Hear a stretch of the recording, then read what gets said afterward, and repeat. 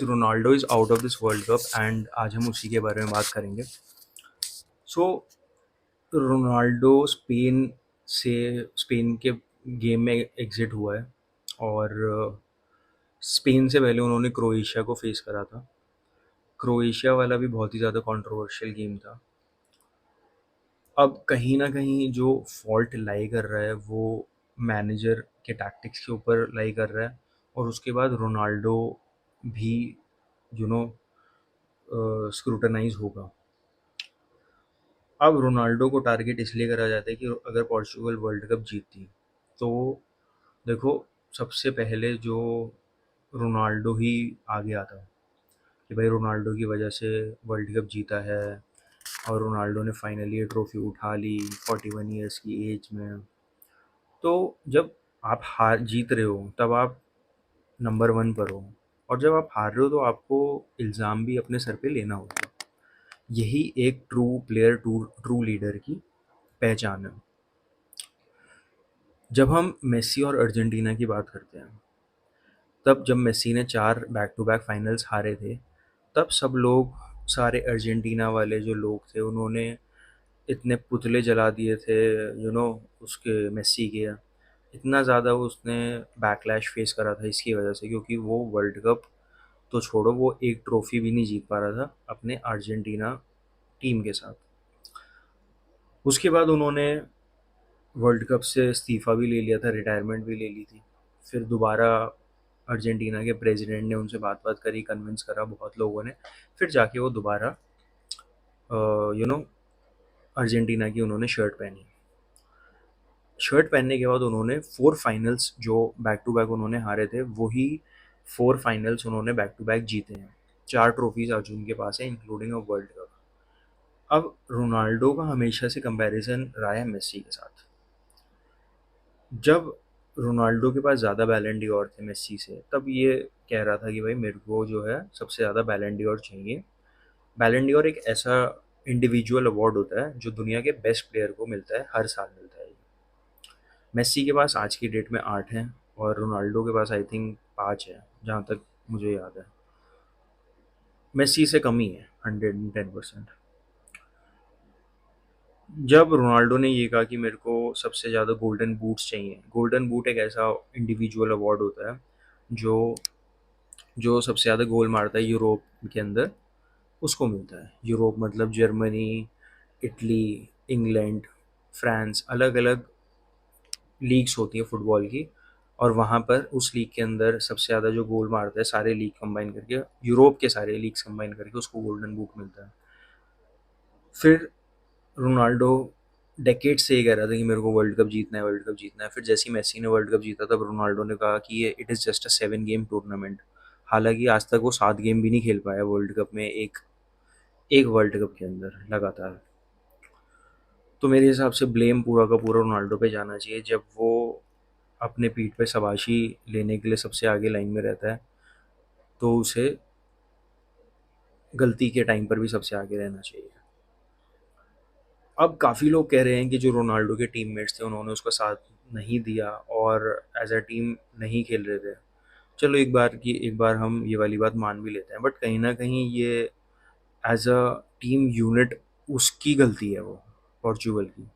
क्योंकि जब मैं अर्जेंटीना को देखता हूँ, तब अर्जेंटीना के जो प्लेयर्स हैं वो गेम से पहले जो वार्म अप होता है वो करने हुई, वो मतलब निकलते नहीं है वो टनल से बाहर, ग्राउंड के अंदर। वो सबसे पहले मेसी भाई आते हैं, उसके पीछे सारे के सारे अर्जेंटीना के प्लेयर्स आते हैं। तो मेसी को सब रिस्पेक्ट करते हैं पोर्चुगल के टीम के अंदर, और यू नो मेसी को सब रिस्पेक्ट करते हैं अर्जेंटीना की टीम के अंदर, बट रोनाल्डो को मैंने ये सेम चीज़ होते हुए बिल्कुल भी नहीं देखा। पहले मैच के बाद जब काफ़ी ज़्यादा प्रेशर आया था पोर्चुगल की टीम के ऊपर, स्पेशली रोनाल्डो के ऊपर, तब जोआओ नेवेस ने सीधा बोला था कि भाई रोनाल्डो बहुत अच्छा प्लेयर है, उन्होंने बहुत कुछ करा है पहले, बट आज की डेट में उन्हें जितने 10 प्लेयर मेहनत कर रहे हैं टीम के अंदर, उतनी ही मेहनत उन्हें करनी पड़ेगी। और ये काफ़ी ज़्यादा बोल्ड स्टेटमेंट है, coming from a young guy. मतलब जोआओ नेवेस अभी 20-22 साल का ही होगा मैक्सिमम, बहुत यंग प्लेयर है, और इतनी कम उम्र के अंदर ही उन्होंने 2 चैंपियंस लीग टाइटल जीत लिए हैं। तो जैसे ही उन्होंने ये वाले शब्द बोले तब उनके जो गर्लफ्रेंड के इंस्टाग्राम अकाउंट पे थे तो सारे के सारे रोनाल्डो फैंस पहुंच गए और काफ़ी डिरोगरेटरी कमेंट्स कर रहे थे। तो वो रोनाल्डो की वो रिस्पेक्ट है नहीं टीम के अंदर जो मेसी की है, फर्स्ट ऑफ ऑल। उसके बाद जब क्रोएशिया के मैच के अंदर रोनाल्डो को सब सब करा था क्योंकि पोर्चुगल जीत नहीं रही थी उस टाइम के अंदर, तो इन्हें जो है क्रिस्टियानो रोनाल्डो को सब्स्टिट्यूट करा था। तब एक बारी के लिए रोनाल्डो को एक्सेप्ट ही नहीं हुई ये बात, क्योंकि उसने 10 सेकंड लगा दिए कि देखने के लिए कि भाई मेरा ही नाम है क्या बोर्ड के ऊपर कि मेरे को ही सब्स्टिट्यूट कर रहे हैं। उसके बाद उसने पूरा मुंह बनाते हुए वो निकला। हालांकि जो प्लेयर सब्स्टिट्यूट हुआ था उसने आते ही गोल मार दिया था, उसके बाद वो पोर्चुगल गेम जीत गई थी। बट आप देखो कि जिस प्लेयर ने वो गेम जिताया वो भी अगला गेम स्टार्ट नहीं करा है, क्योंकि रोनाल्डो को खेलना है उस वाली पोजीशन के अंदर।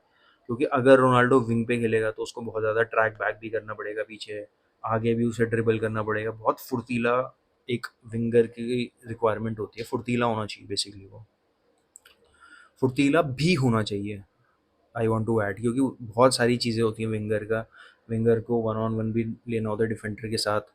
अब रोनाल्डो खेल रहा है फॉरवर्ड की पोजीशन पे जहाँ पे रैमोस की पोजीशन है, जी रैमोस की। बट रैमोस को खेलने ही नहीं देते यार। रैमोस मेरे हिसाब से रोनाल्डो अभी भी बहुत ज़्यादा कंट्रीब्यूट कर सकता था इस वर्ल्ड कप पे, और हो सकता है वर्ल्ड कप जीत भी जाता। बट उसको क्या करना था, उसको बेंच पे बैठना था और उसको आना था 60 70 80 मिनट के मार्क के अंदर।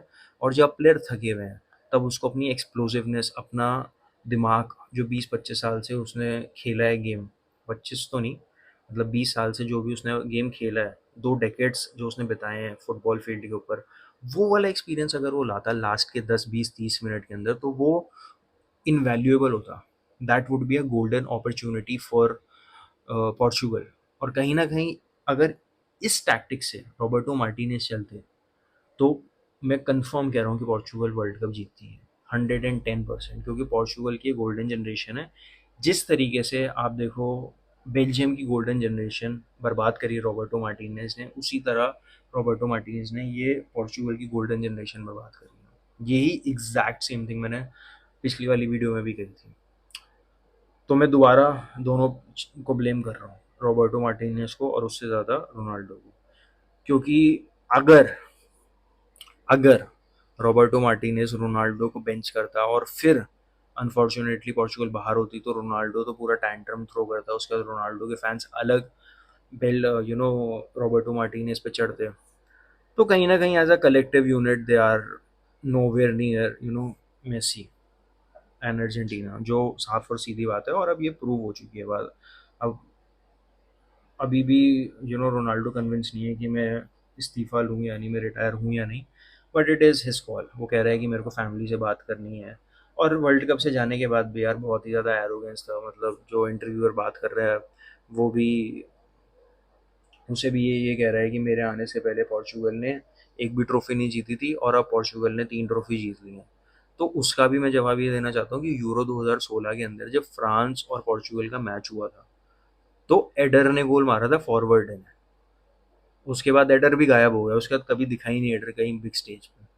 तो वो ट्रॉफी भी एडर को जाती है। जब तुम्हारी टीम को तुम्हारी सबसे ज़्यादा ज़रूरत थी फाइनल के अंदर, तब आप इंजर्ड बाहर खड़े हुए थे, तब आप अपना टीम का मनोबल ही बढ़ा पा रहे थे, आप पिच से उन्हें हेल्प नहीं कर रहे थे। जबकि फाइनल एक ऐसा मोमेंट होता है जब रोनाल्डो को एक हैट्रिक मारनी चाहिए थी। हालांकि उस टाइम जो फ्रांस की टीम है वो बहुत ही ज़्यादा तगड़ी थी। मतलब इतने बड़े बड़े नाम की ग्रिजमैन अपने प्राइम पे, एंगोलो कांटे अपने प्राइम पे, पॉगबा अपने प्राइम पर, मतलब वो वाली फ्रांस की टीम बहुत ही ज़्यादा तगड़ी थी और बहुत ही ज़्यादा अलग लेवल पे थी। बट स्टिल पोर्चुगल ने एक ट्रॉफी जीती। उसके बाद नेशंस लीग उन्होंने 2 ट्रॉफी जीती हैं, जो 2018 के अंदर ही मतलब स्टार्ट हुई है। और वो भी यूईएफए नेशंस लीग इसलिए बनी है कि जो फ्रेंडलीज होते थे उनको यूईएफए नेशनल लीग, वो यूईएफए चाहता था कि उसे भी मोनेटाइज किया जाए, क्योंकि फ्रेंडलीज कौन ही देखता है, बट अगर एक ट्रॉफी होगी तो लोग देखेंगे। तो मेरे हिसाब से तो रोनाल्डो ने सिर्फ एक ही ट्रॉफी जीती है, वो भी यूरो, और वो भी उसने नहीं जीती है। नेशंस लीग को मैं कंसिडर नहीं करता, it is not a credible trophy. वो सिर्फ एक मेड अप ट्रॉफी है just to satisfy his ego. अब पहले ये बोलता था कि मैं अपना करियर जो है एक हाई एंड पे एंड करना चाहता हूँ, मैं सऊदी या फिर मैं यूएस या फिर मैं इधर-उधर नहीं जाना चाहता, मैं एक बड़े क्लब के लिए खेलना चाहता हूँ। और फिर उसने वो सऊदी चला गया। पहले वो कहता था कि मेरे को सबसे ज़्यादा बैलन डी'ओर चाहिए, फिर मतलब इट इज़ अ पैटर्न अगर आप देखोगे ना हिपोक्रेसी का। तो यही बस, अब यहीं इस वीडियो को एंड कर देंगे क्योंकि इससे ज़्यादा फ़ायदा नहीं है बात करने का।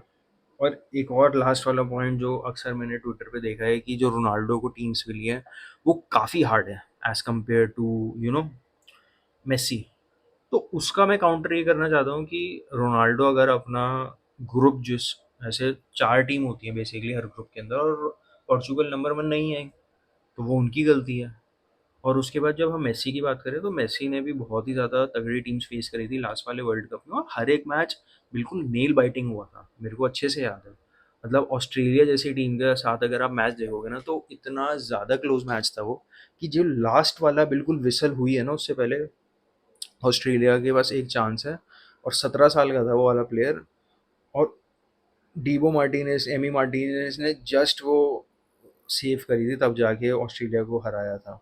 उसके बाद मेक्सिको वाला गेम कितना ज़्यादा टफ था जो out of the box Messi ने वो गोल मारा था जिसके बाद थोड़ा सा मोमेंटम उनके साथ आया था। उसके बाद अगर हम बात करें नीदरलैंड वाला गेम तो वो गेम तो मतलब क्या ही बोले उस गेम के बारे में। इतना ज़्यादा नेल बाइटिंग मैच था वो कि मेरे को तो लग रहा था कि भाई आज तो मेसी भाई गए, but still Messi rose to the occasion and he conquered at the biggest stage जहाँ पे मैटर करता है। उसके बाद सबसे बड़ा मैच तो भाई फ्रांस वाला हुआ था फाइनल वाला, उसकी तो क्या ही बात है बोलने की। 2-0 कंफर्टेबल लीड है लेकिन फटाक से एम्बापे ने 2 गोल मारे और गेम पूरा पलट दिया। तो क्रोएशिया वाला भी game, oh my God, Croatia और अर्जेंटीना का गेम था यार, मतलब। और मेरे को अभी अच्छे अच्छे याद है जब Messi was running down the wing और ग्वार्डियोल को उसने गिराया था, उसके बाद वो कन्वर्ट करा था बहुत ही ज़्यादा। मतलब द पॉइंट इज कि ही faced a lot of difficult teams in the last world cup specially, but still उसको वो ट्रॉफी चाहिए थी। तो उसने मेहनत करी और वो जीता। 2018 में लोग कह रहे थे अब मेसी 31 का हो गया है, अगले वाले वर्ल्ड कप में मेसी 35 का हो जाएगा, तब तक तो वो पक्का ही नहीं जीतेगा। बट स्टिल उसने अपने हेटर्स को रॉन्ग प्रूफ करा। और कहीं ना कहीं रोनाल्डो भी देखो ये करना चाहता है। सबको बात पता है कि रोनाल्डो इतना ज़्यादा बड़ा एस्टॉनिशिंग फिगर रहा है वर्ल्ड स्टेज पे, और उसके पास वर्ल्ड कप ट्रॉफी ना हो तो ये वो सिर्फ अपने मन को दिलासा देने के लिए सारी चीज़ें बोलता है कि it is a 7 game tournament, मेरे को कोई फ़र्क नहीं पड़ता, बट उसे बहुत ज़्यादा फ़र्क पड़ता है। इसीलिए वो रिटायरमेंट नहीं ले रहा। अगर वो ये ट्रॉफी जीत जाता तो फिर वो 110% रिटायरमेंट लेता। और मेरे को लास्ट में एक चीज़ और ऐड करनी है। तो जो प्री मैच कॉन्फ्रेंस थी ना उसके अंदर वो बहुत ही ज़्यादा अजीब अजीब सी बातें कर रहा था कि जो फ्लाइट के अंदर वेटरेस थी वो अर्जेंटीना नेशन की थी और वो मेरे को अजीब से देख रही थी बड़े डिरोगरेटरी वे में। तो मतलब वो इतना ज़्यादा ऑब्सेस्ड है ना मेसी से, मैं I can not put that thing into words. So this is a right time to end this video.